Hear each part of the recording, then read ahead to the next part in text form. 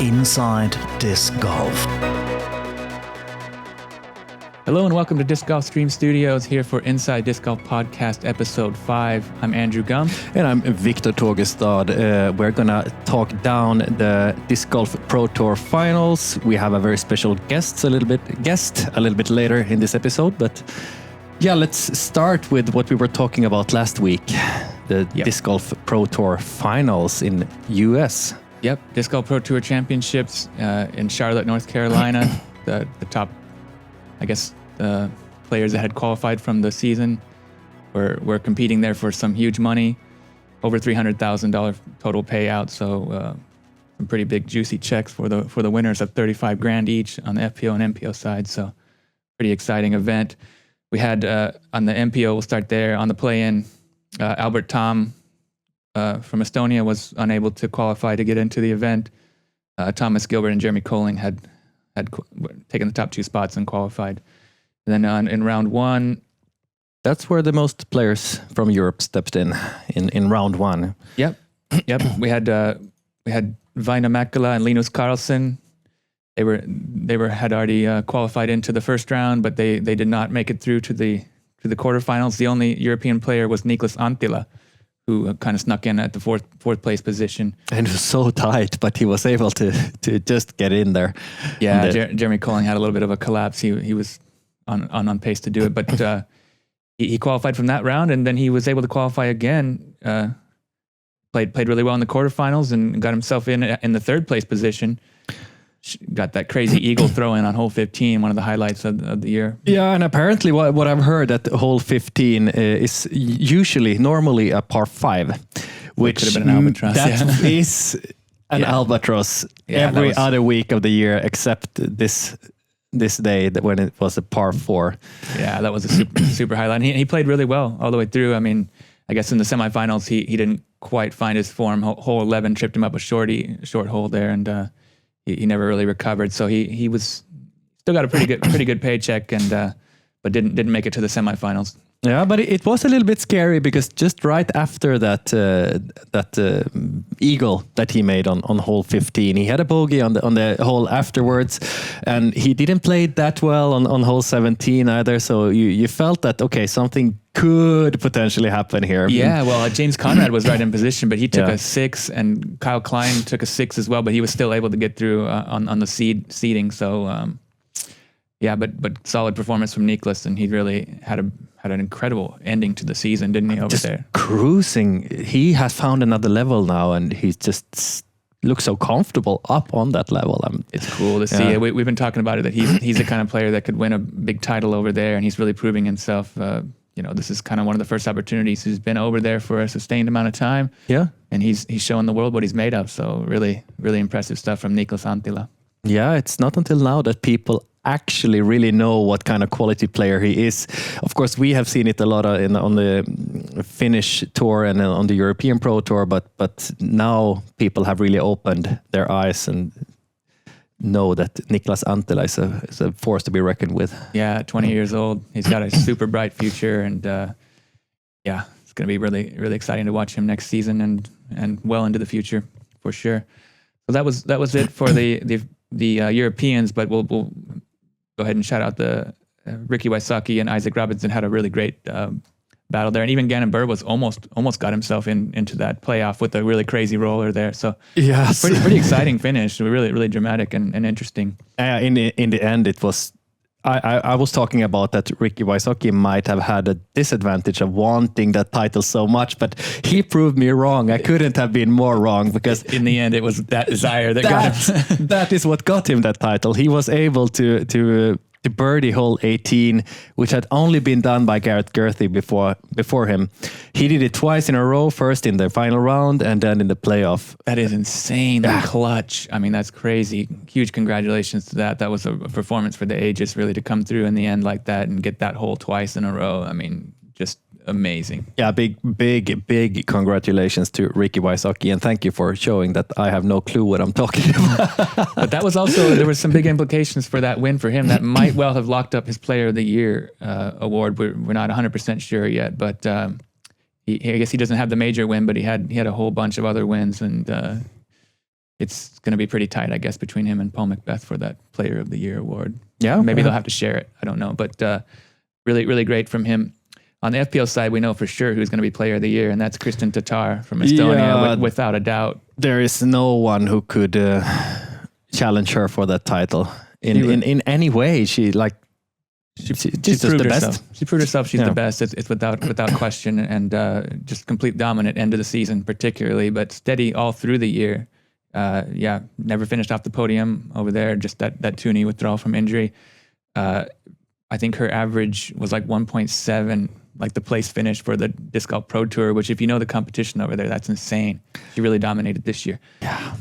So we'll walk through quickly. Of course, congratulations to her, but we'll walk quickly through what happened. Henna Blomroos was right there for the play-in. She was on track to get herself into that quarterfinal round, but she had a double bogey on 16, and then she wasn't able to birdie any of the final 2 holes there, or she would have probably qualified. Yeah, I mean, she was showing some good qualities during that round, but she also showed a lot of frustration. She missed her lines a few too many times, and it might have been a little bit of fatigue after a long season. And she had done so well in the last few events, especially. So she really proved herself over there on that top level as well, getting second place to Kristen on a handful of occasions. So congratulations to her for even qualifying for the play-in.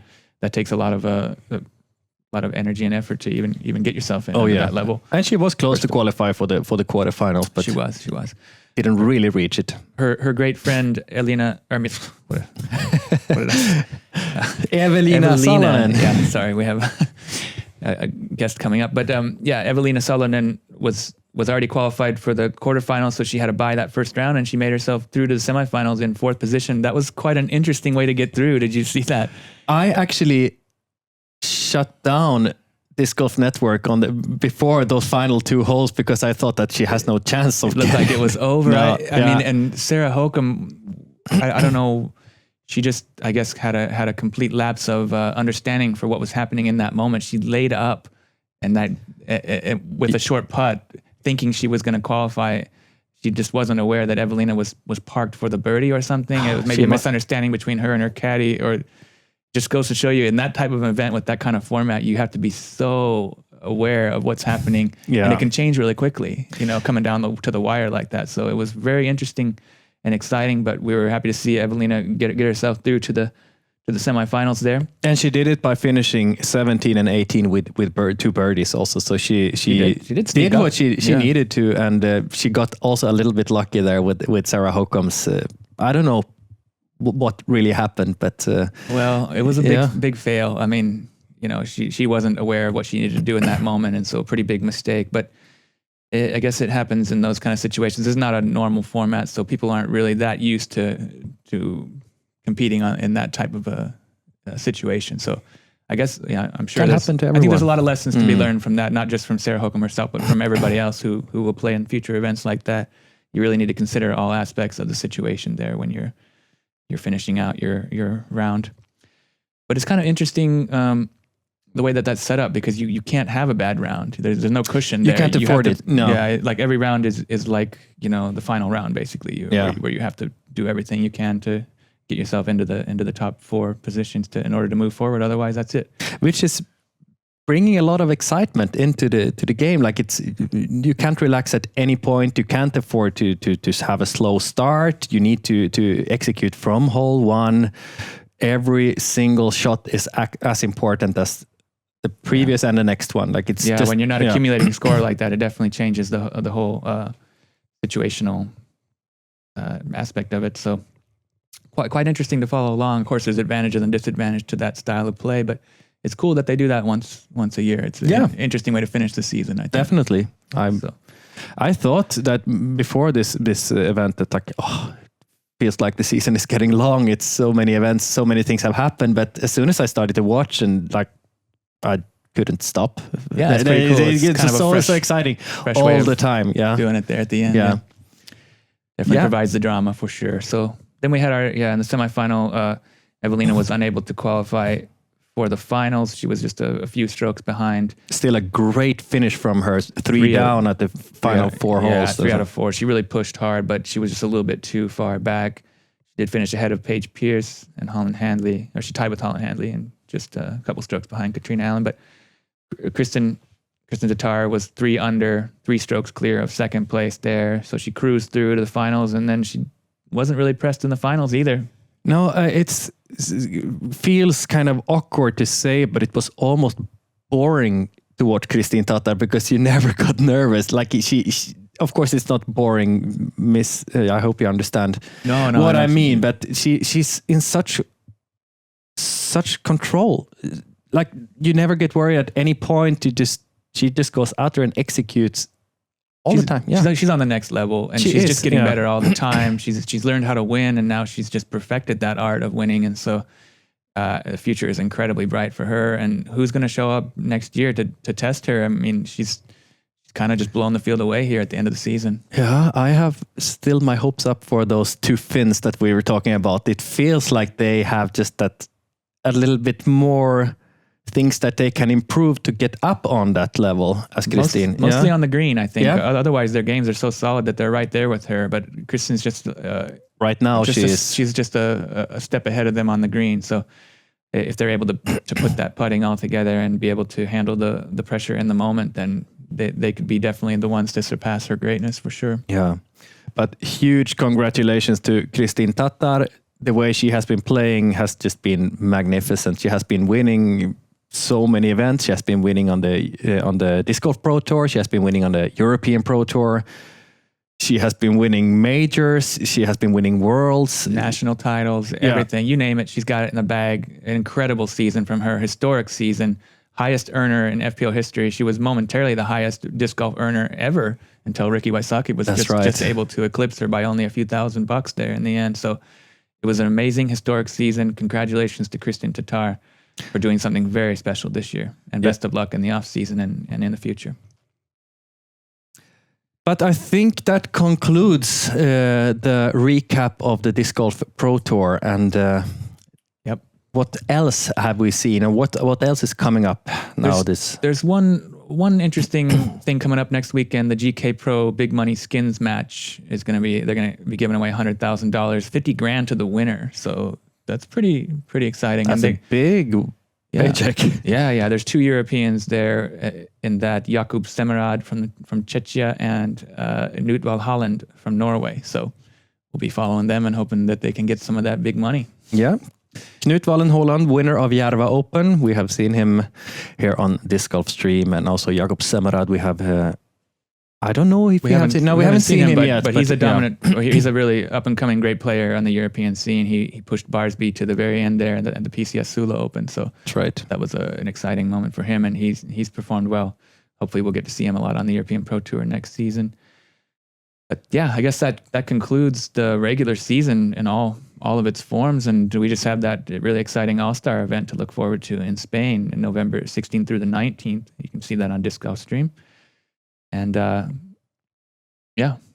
one of those players that's going to be in that is our guest today. So should we dial her up? Let's do that. Inside Disc Golf. So with us today on Inside Disc Golf, we had with us one of the best disc golf players from Sweden, one of the biggest profiles, and here she is, Elina Rydberg. Thank you for joining us today. Thank you for having me. Of course. Such a pleasure. Pleasure to have you with us. How are you today? I'm doing great, actually. The weather is quite nice today, and the fall is here upon us. So all the days without rain is good for being in Sweden. And I actually had to scrape my windshields. So the cold is coming as well. You could say that the off season has started. It has officially started, yes. Yeah. Okay. Thank you again for joining us today. You were actually one of the first people I was thinking of to invite as a guest. So I'm very lucky that you wanted to come with us. reason for that is not only that you finished really well at Tyni, reaching a podium finish, but also because you seemed, at least to me, to be very outspoken and well-spoken also as well. So and also have a really interesting season behind you and probably also in front of you. Can you tell I us? hope so. Yeah, I hope so too. Can you tell us a little bit about your season so far? Because I know that things are still about to happen later this year. Yeah, it is. So I personally didn't have the greatest season. It was kind of like a between season. Last year in 2021, I had a spectacular season. So I think it was hard to kind of like follow that up with also like the competition here in Sweden is growing in the women's field. And it's so much harder to place on the podium nowadays because the competition is so tough.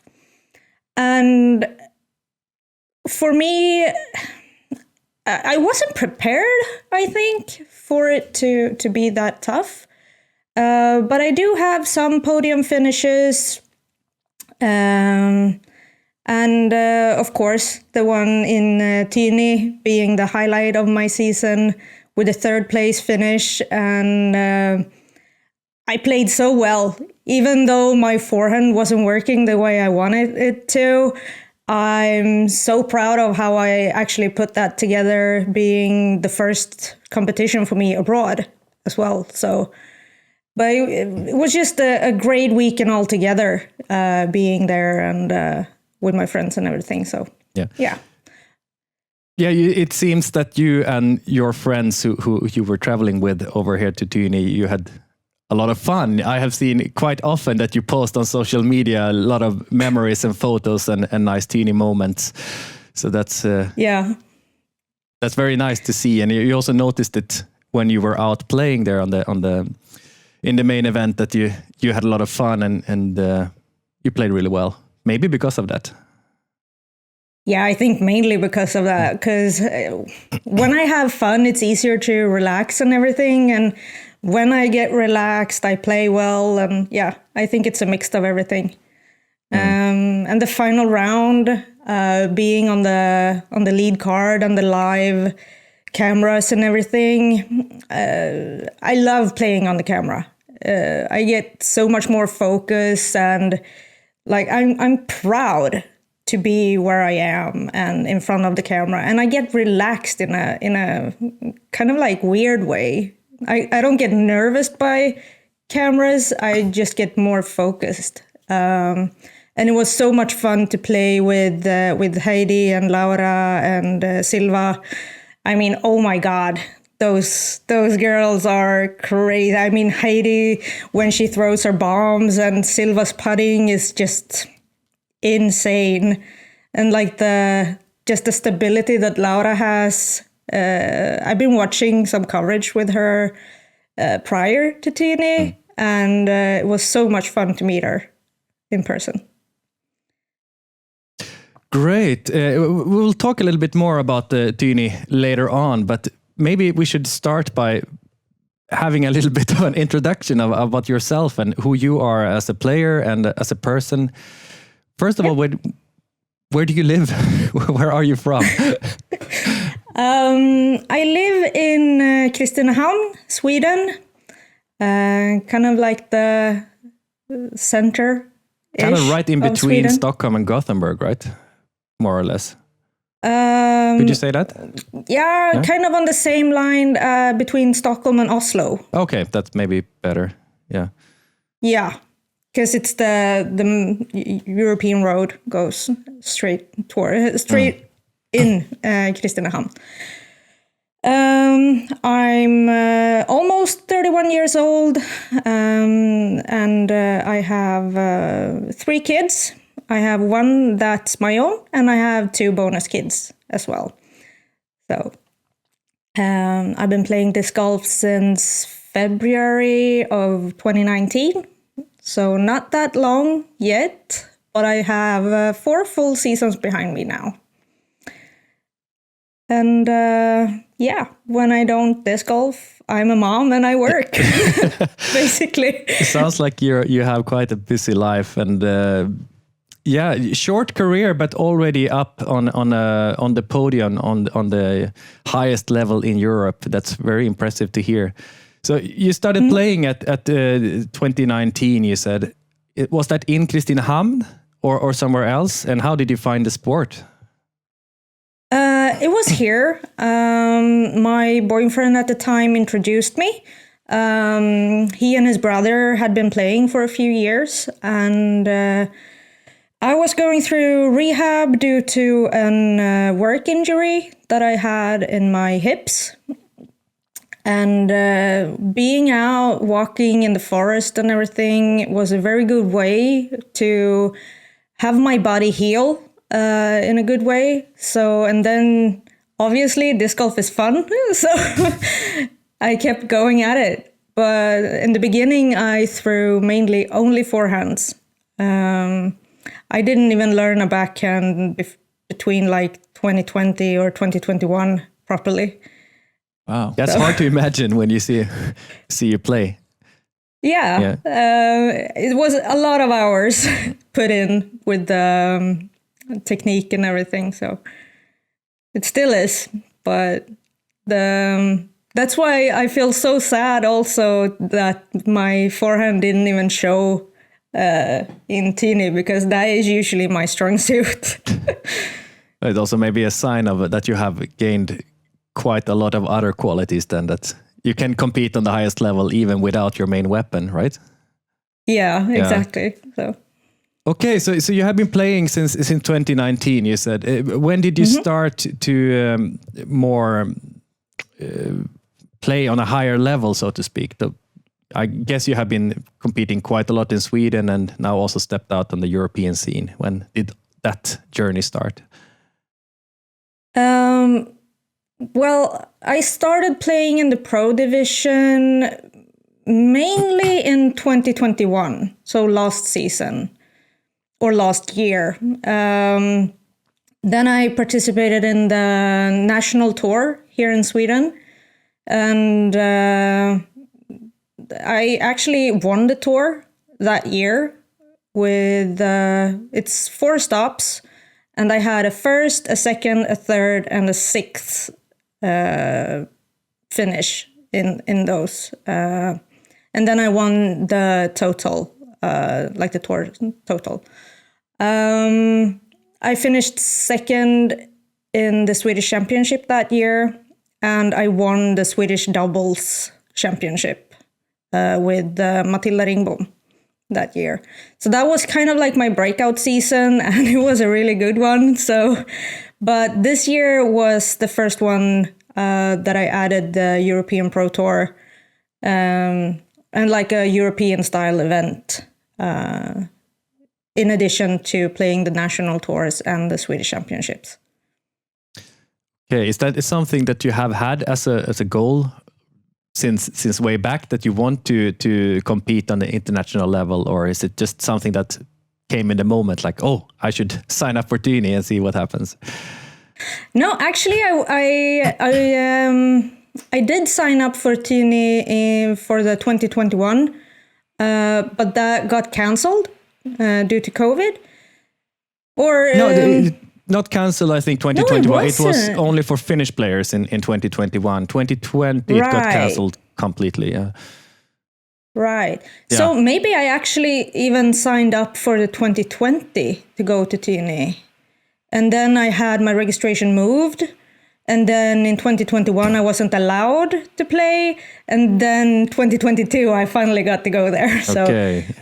Because I have one of my friends that came with us. He's been talking about TNA since like forever. So we signed up as soon as we could. And due to COVID and everything, I just had my registration forward to this year.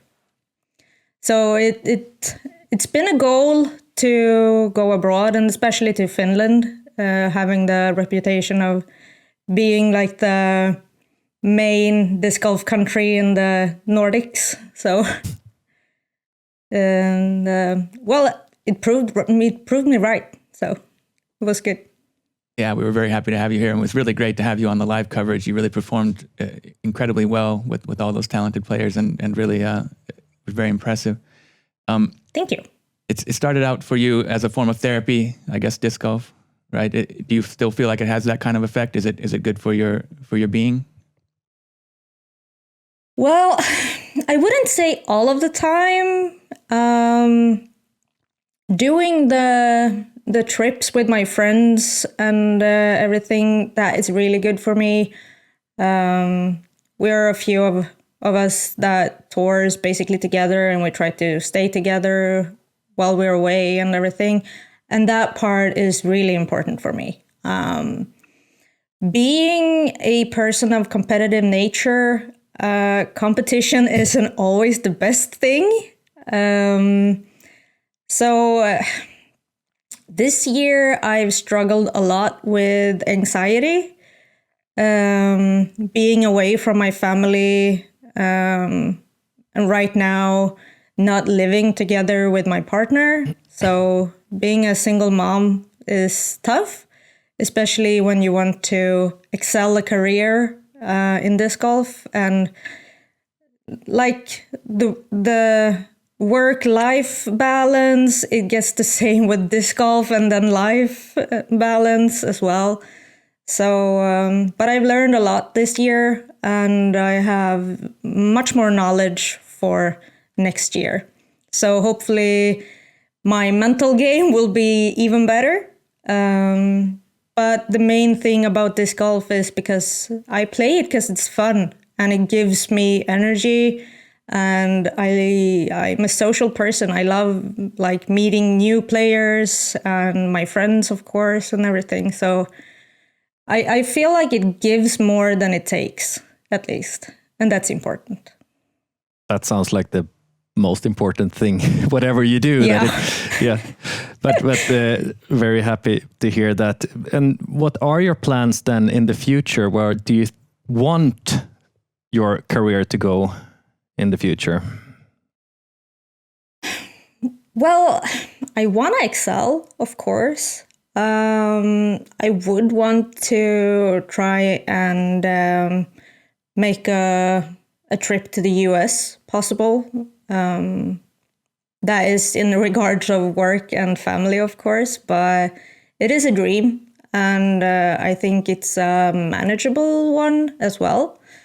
Already for next year, my plans are to go to more European Pro Tour events, and I saw that you just released the dates for the events. Yeah, that's really good. And a lot of the weeks actually matches up with my schedule really well. So we might be able to see each other on some more events. I really hope so. Yeah, but the main part is to focus more on the European side this year or the coming year, and maybe only do the championships in Sweden. Okay, so you want to step up one level and to compete on the European level compared to what you have more done previously on the Swedish national level. Yeah, that is the plan, and hopefully it will work, like both financially and with the trips and everything. So, but that is the goal, at least.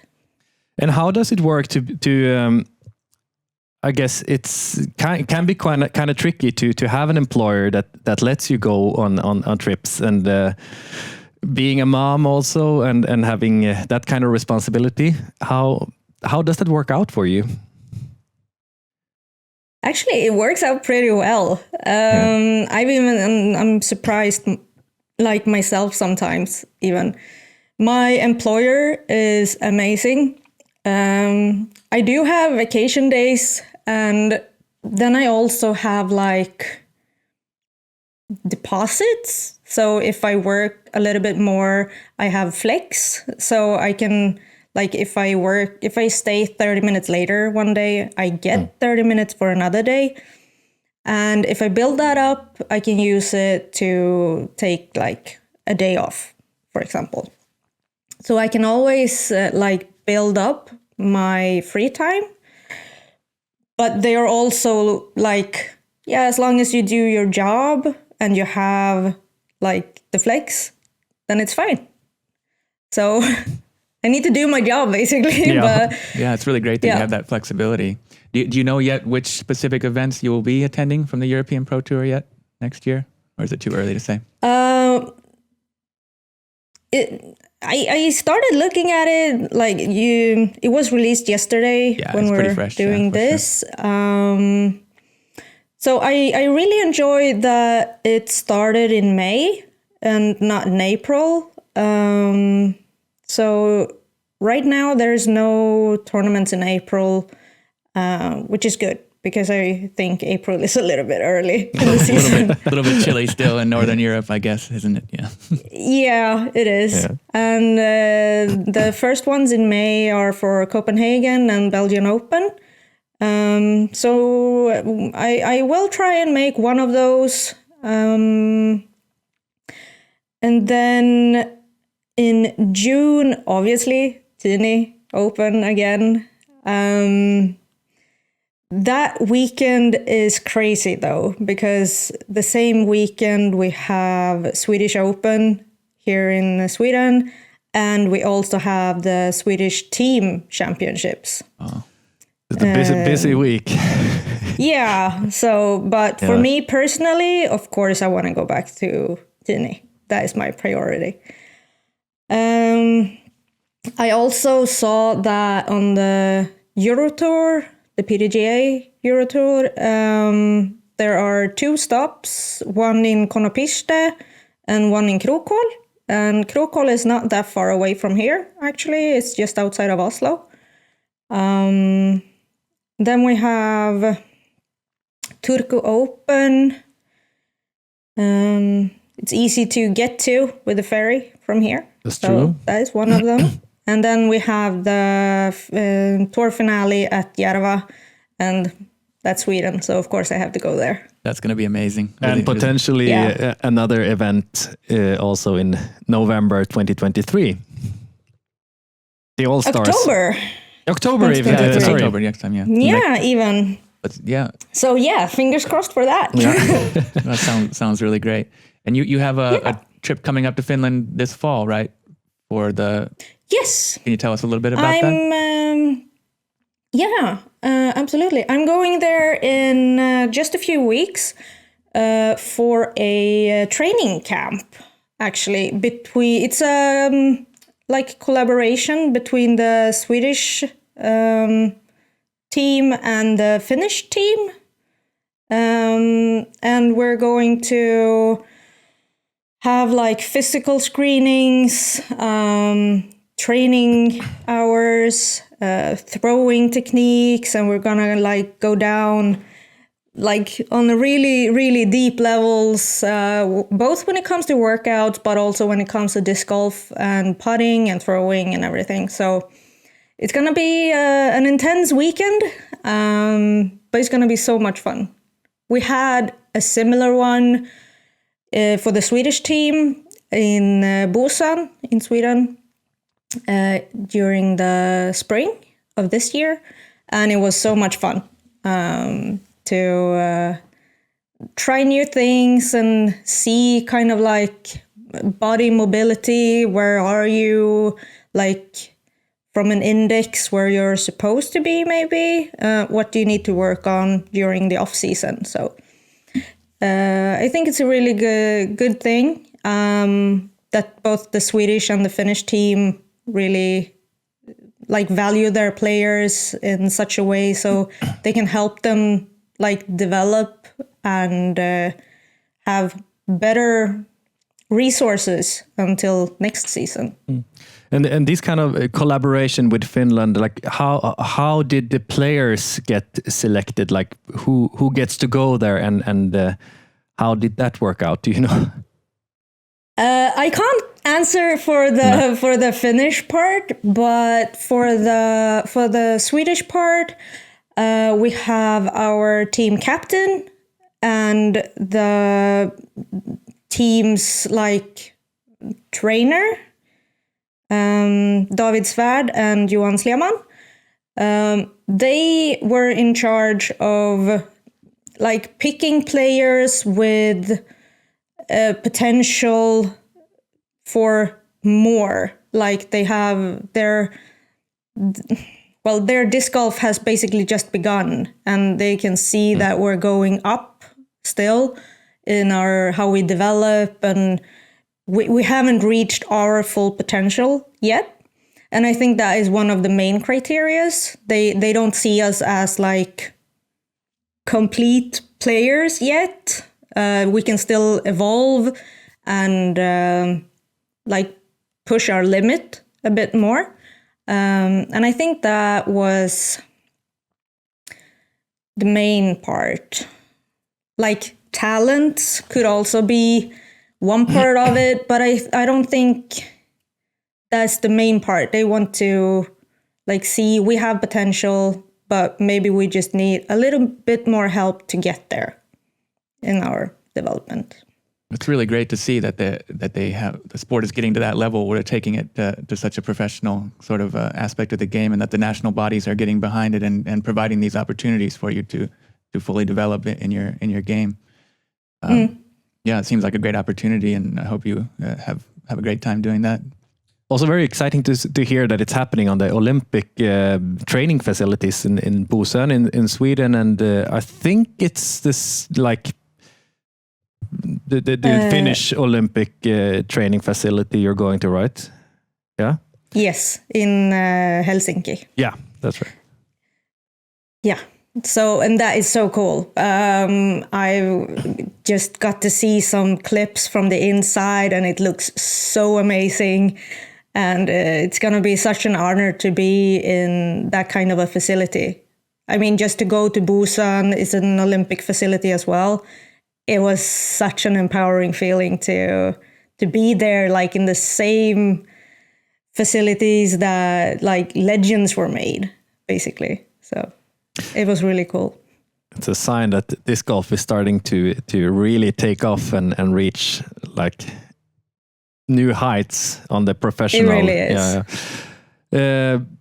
Cool. We really hope that will give you a lot of new experiences and also, of course, some new tricks for next season that you will show off soon.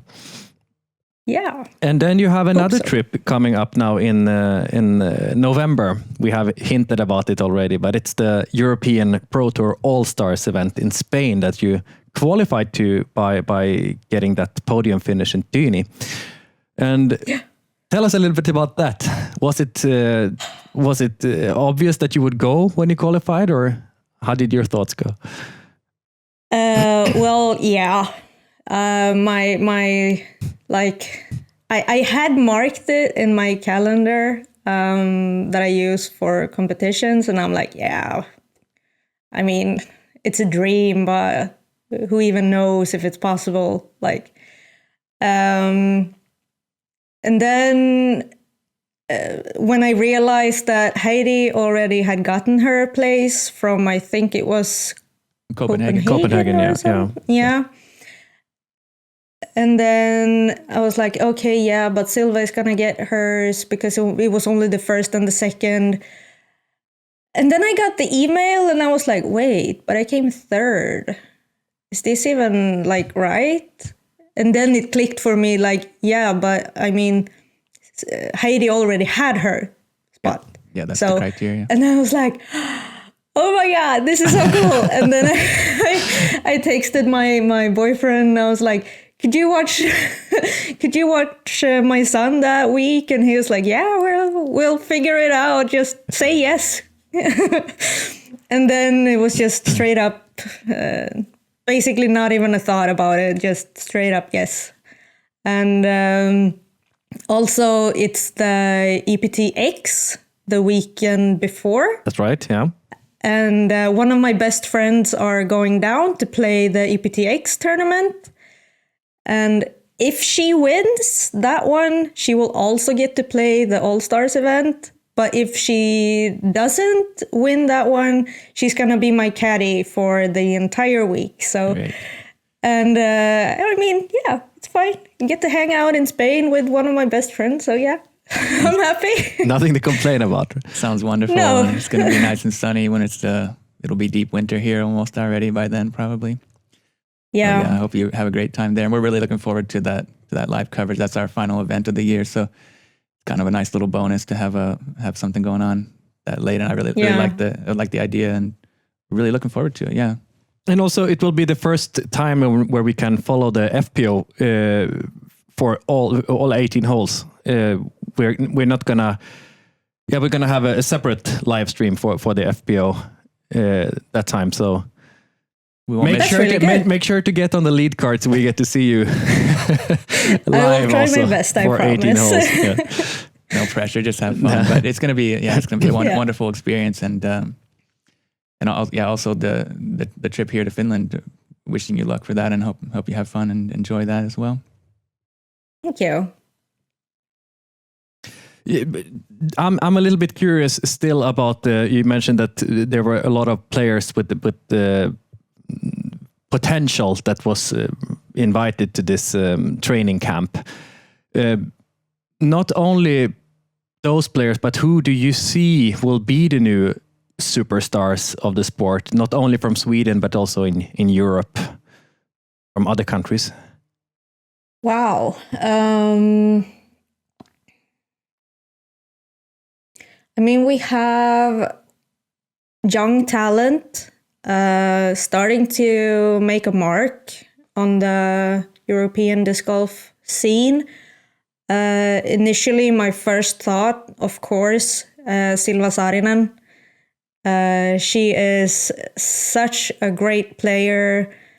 Even for her young age, she has a really mature way of playing, and she knows when to give it full speed ahead or to actually play smart and think about the next hole instead of it being the last one for the tournament. So I was really impressed by watching her battle with Heidi, live, side by side in Tini, but also on the cards that I've seen on YouTube and everything. So I'm always impressed by her, and I think she will go really far with more experience, of course. But yeah. How about on the Swedish side? Do we have any future stars coming up? Could be also on MPO side. Yeah, I'm trying to. It's so hard because there are a lot of good players now. It's really hard for one of them or a few of them to stand out in that. I think that basically all of us that are going for the training camp have the potential, and I think we also have the capacity to be some of the top players in Europe.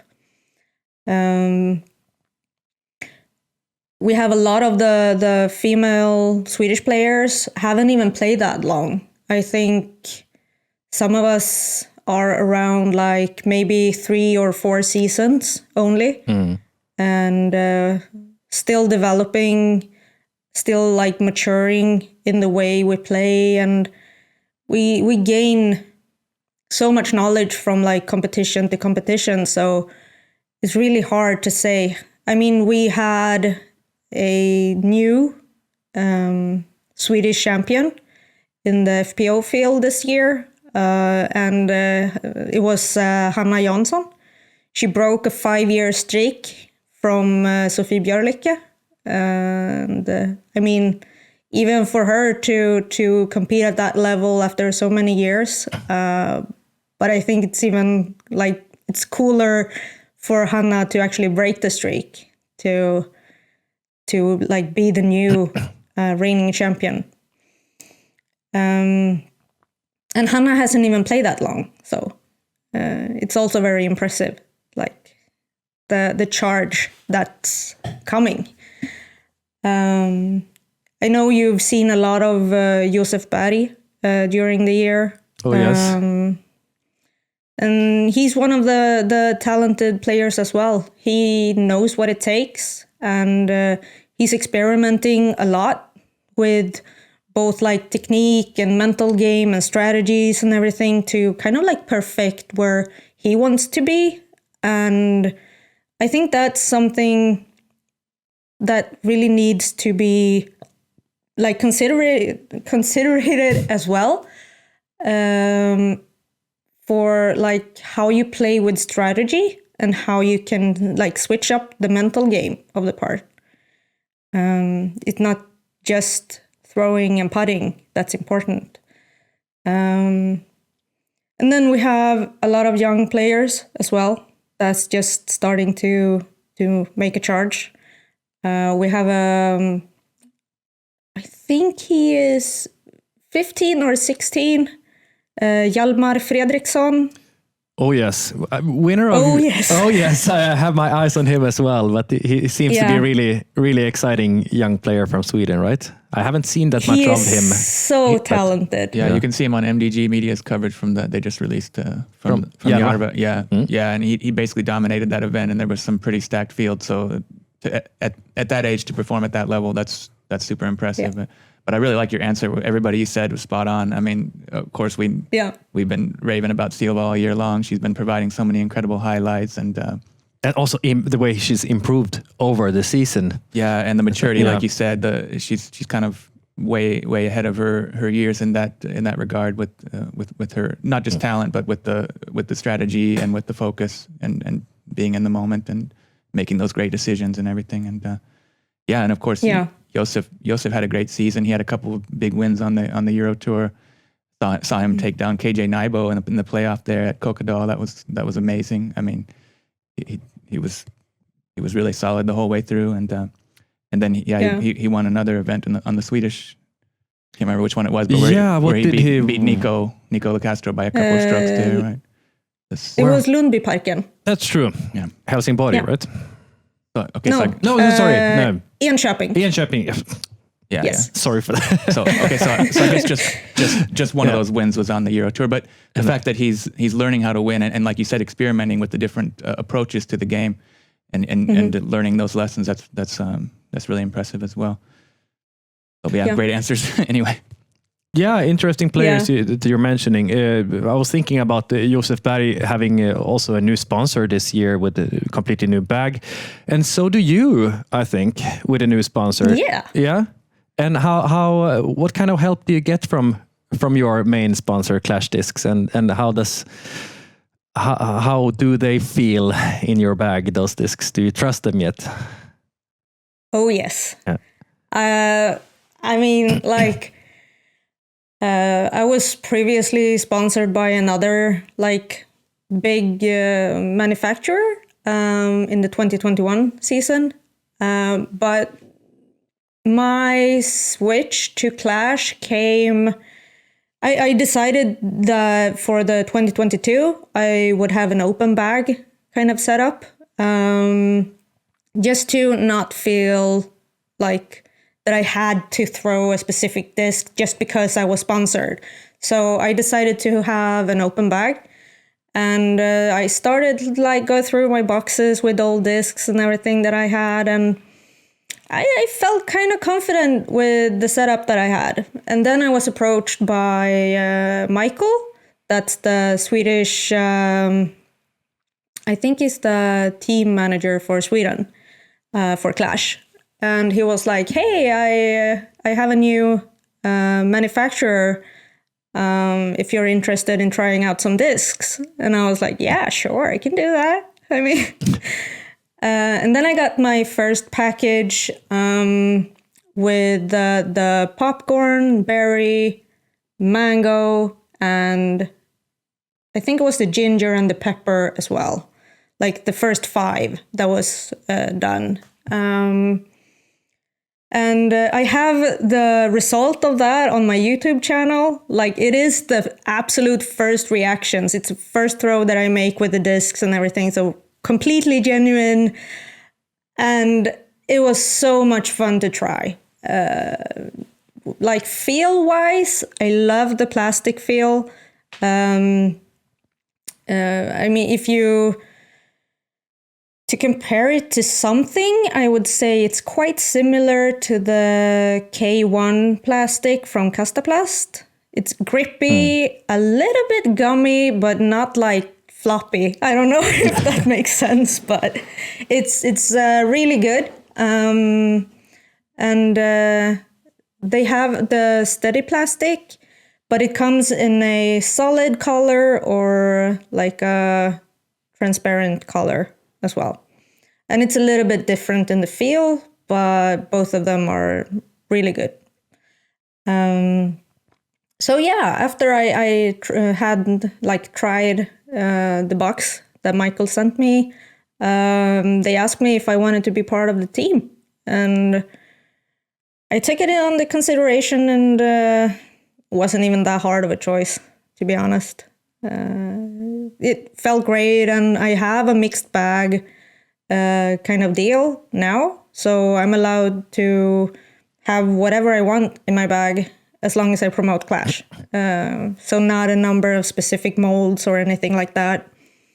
And also, while I was in Finland for Tini, I realized that I didn't pack enough extra drivers going on hole 18. Hole 18, yeah. That'll eat them up for sure. So yeah, and then I sent an email to one of the CEOs at Clash, and I was like, hey, do you have a long way to come here? I think I might need a few extra discs. And they were like, yeah, it's fine. It's like 4.5 hours, but it's fine. We'll come. We'll be there like the day before, or I think it was the same day as the main event or something. And it was so much fun to actually get to meet them. And they're the best sponsor I could ask for. They're super generous and supportive, and they always give me feedback on stuff that I do, and they really help me to be the best player that I can be. So, and that's amazing. That's all I can ask for. That's really great to hear, and really amazing that they're so supportive like that. Yeah, and yeah, very cool. So not only is it great discs, it's great people behind it, and the CEO came with me and caddied for me the first round. Wow. Yeah, so I felt so special to be able to have that support.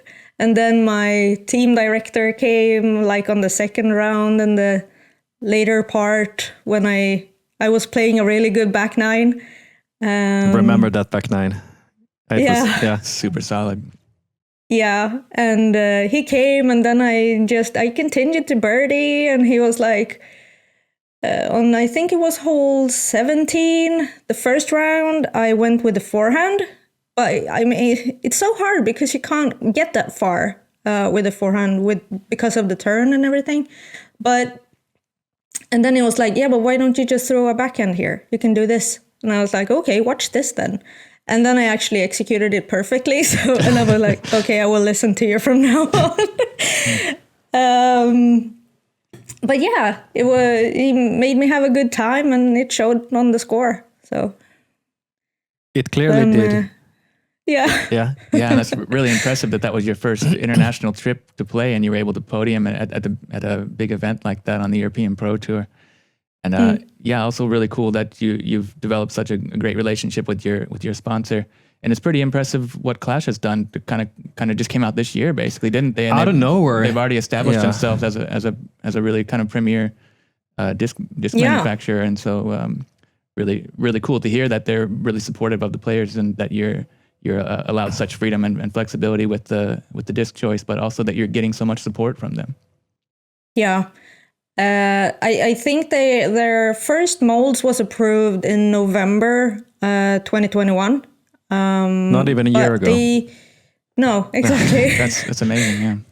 Yeah, and now they have so many molds and they have plans for even more.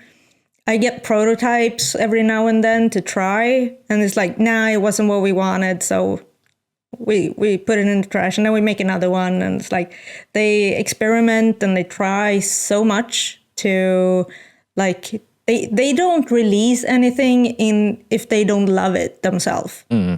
And that takes pride also, and not just to push out molds to kind of like, just to sell, but they actually only do the ones that they are proud of to put out there.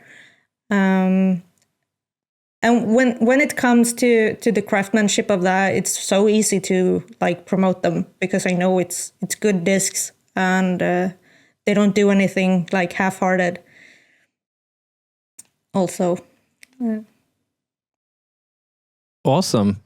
And great to hear not only that they are able to manufacture a lot of discs during the first year, but they also have the time to put in the effort to support all their players and headhunt you even to find who they want to have as their shining star. And that's great. And it must mean so much to have sponsors like that behind you. To, as you said, you're also working on the side. You're not playing full time, but all the support must be really valuable, I can imagine. It really is. And it was actually a funny thing that happened this summer. I turned 30 last year, and since I'm born in December, we have a tradition in my family that we have a big celebration for our 30th birthdays. So my sister went behind my back and contacted Clash. And there's a YouTube video on my channel about this as well, where they surprised me so much. And it was so fun because just when I said goodbye to Marco in Tyni, he was like, "We have a surprise for you, but I can't say anything more about that right now." And I was like, the worst thing to hear.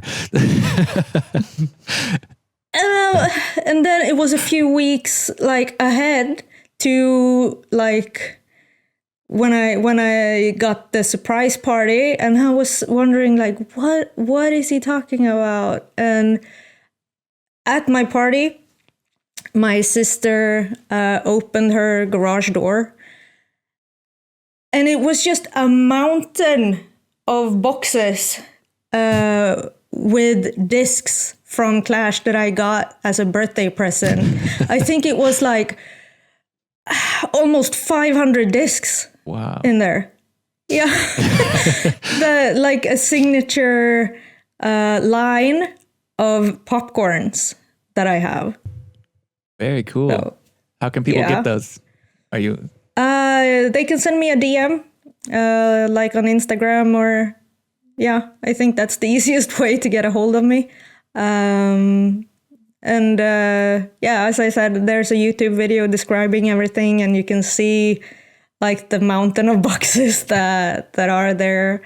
And I was overwhelmed by the fact that she did that, and that they answered like when she reached out to them, and they was like, "Yeah, of course we're gonna do this. What do you mean? Like, here, take it." It takes some serious respect and commitment. Yeah, very, very admirable for them, and really great for you that you can have that kind of opportunity. Yeah, definitely. And got to recommend for the viewers, get yourself one of those. Could be a great one. Yeah. Okay.